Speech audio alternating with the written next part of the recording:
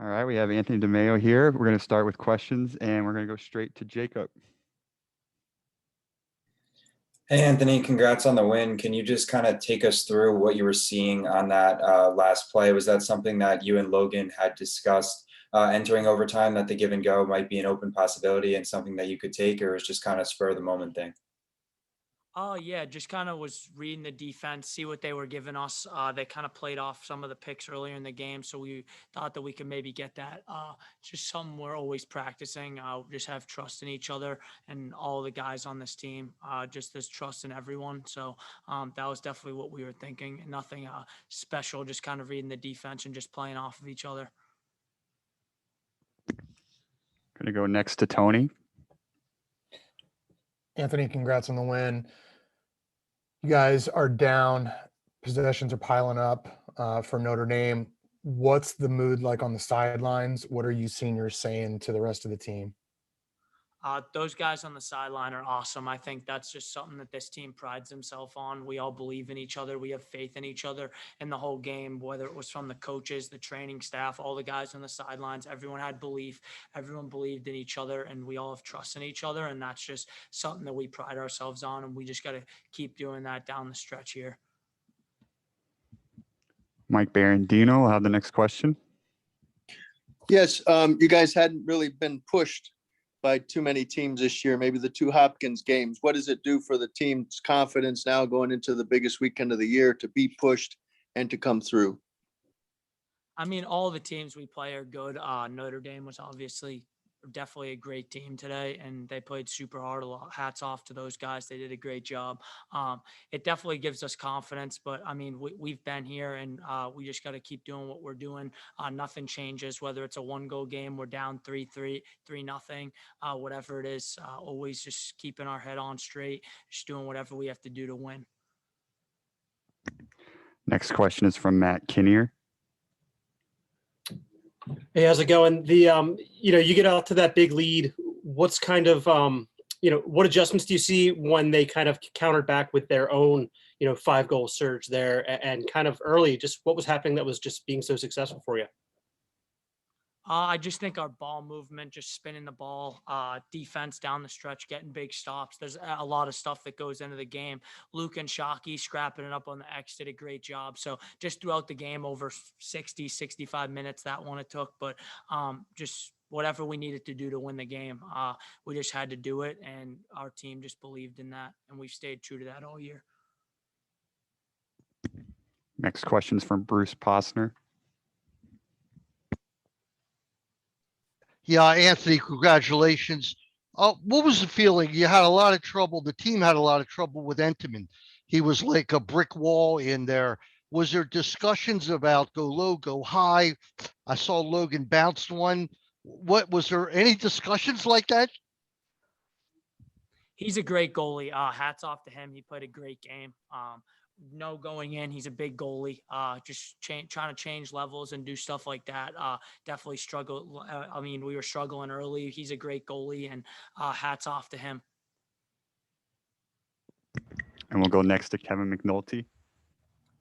Anthony, you assisted Logan on 2 goals in the second half before he obviously dished to you there in overtime. Can you talk a little bit about what was working for you two there in the second half down the stretch?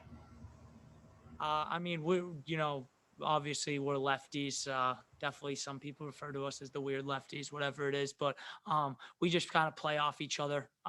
We've been playing together for a while. We know what each other likes to do, and I think that we are obviously lucky enough to find each other there when we really needed it. So obviously Logan, great player. He makes a lot of the right reads. So hats off to him.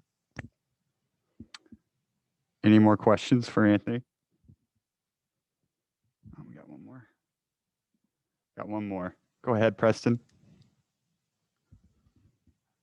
Yeah, Anthony, did you feel Notre Dame get a little tired in the second half, but like late in that fourth quarter or midway in the fourth quarter? Could you feel the momentum turning, but them getting a little tired?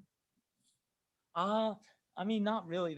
Everyone was playing hard, and over 60 minutes when it's that hot outside, everyone's going to wear down a little bit. But I just think I wouldn't say there was anything that I specifically noticed that made them look a little bit tired. Perfect. Thank you for joining us. Thank you.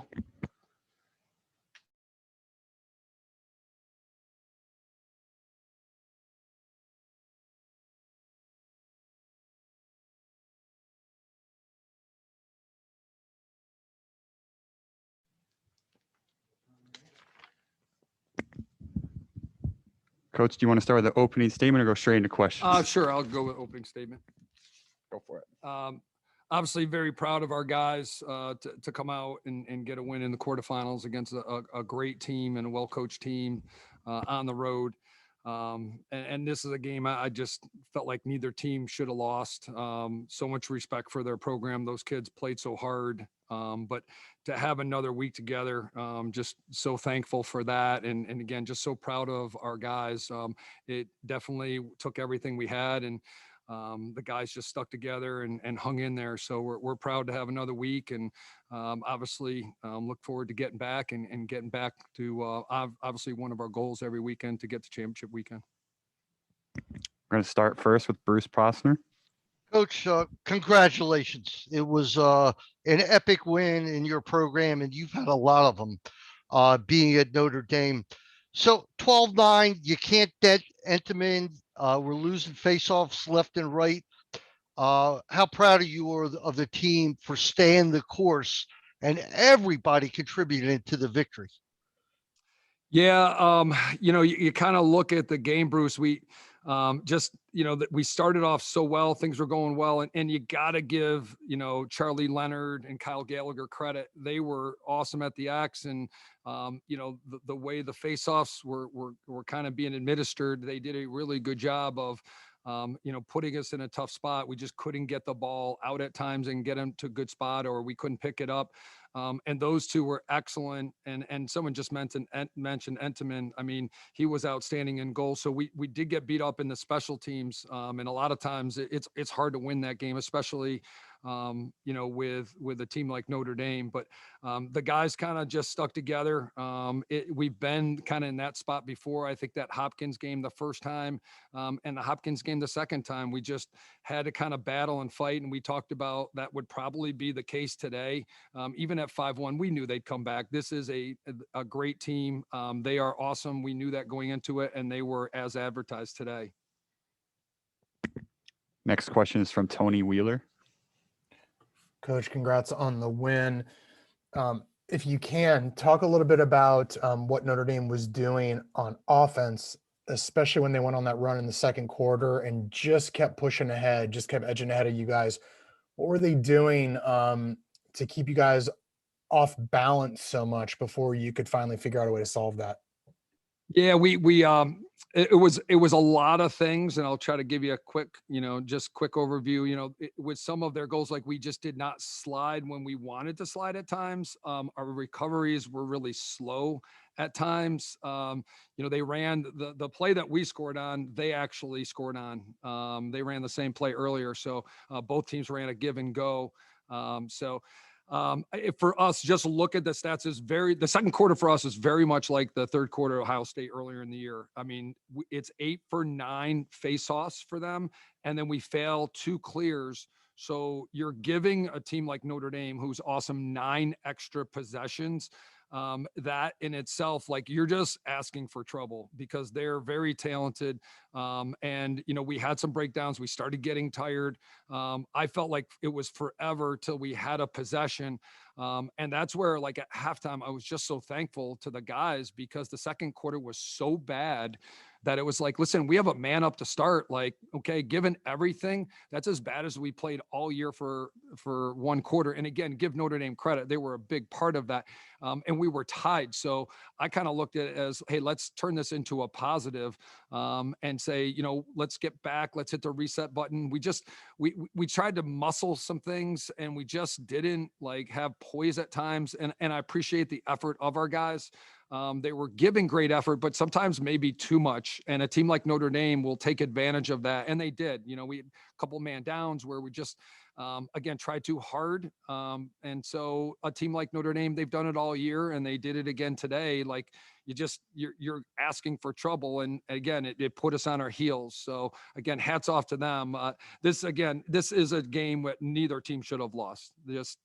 Again, both these teams those kids played so hard. These kids have all been through so much that it's hard to see either team lose. And I have so much respect for Coach Corrigan and his staff and his program. It's one of the best in the country.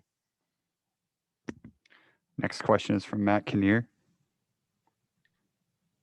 Hey, John, they're in overtime. Can you kind of run down what your perspective was on that goal? And did you consider, calling a timeout and kind of, it seemed a little bit like almost surprising how quickly it unfolded. Yeah, it really did. We kind of talked about that, late in the game. We had a couple timeouts if we ever did get the ball back. And then in overtime, we had a long break. So we talked about if we needed to, we would use it. But we had a couple things ready to go. And we wanted to at least kind of, probe a little bit and then potentially, call timeout. We wanted to see what happened off the face-off too. And see if maybe we got some leverage. And obviously we had not been winning faceoffs. So again, the faceoffs down the stretch were huge for us because we were so bad in the first three quarters. But again, I give Ty Barbarich, our faceoff coach, credit, and Luke Wehrman kind of getting in there and kind of grinding out the last few for us. Next question is from Kevin McNulty. Yeah, Coach, Jared had that turnover with just under a minute left in regulation. Notre Dame ended up calling timeout. What did you see from the defense there in the last 40 seconds that got you guys to overtime? It's funny, Jared, I thought, their defender made a great play. Arden Cohen stepped out on that pick and got the ball loose. And I could, I just know how prideful Jared is. And I just mentioned to him, like, listen, we're going to get a stop here. And I didn't know what was going to happen, but I was like, listen, have faith. That will not be your last play. Okay. Our guys are going to step up. So they called timeout and then we had two. So we kind of wanted to see what they came out with. And then we felt like, okay, let's see what formation they're in. We thought maybe that might tip things off. We weren't sure. I mean, they could have done a number of different things, but we just felt like we had the timeout to use. It was like, all right, let's get a little bit of a look. And based on that, and what we had watched, from film during the week, was there something that maybe we could anticipate? But I thought the guys really buckled down. Logan didn't have a ton of saves, but I thought he had some timely ones, which were huge for us, especially in the fourth quarter, getting 4 of them. All right, we got 2 more questions. Up first is Jacob Steinberg. Hey, Coach, when the pressure intensifies in those late game moments, it seems consistently throughout the season, your guys step up and always deliver. What do you think it is about the character of this group, and particularly your seniors and older guys, that allows them to deliver in such pivotal moments for you guys? I think it's something we talk about a lot. And I think it starts with the older guys who've been around. It starts with the coaching staff. It's just making sure that we have poise in the moment, having good body language, staying positive, staying neutral, not like dwelling on what happened. We talked about having a next play mentality all game. We talked about not getting frustrated, and it's really hard to do that when things aren't going well. It's just a normal human reaction, right? It's not going well, so you kind of typically respond. So again, just everybody realizing it was going to be hard today. They're just such a good team, and they're great in goal. They're great in the face-off X. They have really good offensive players. They have a good defense.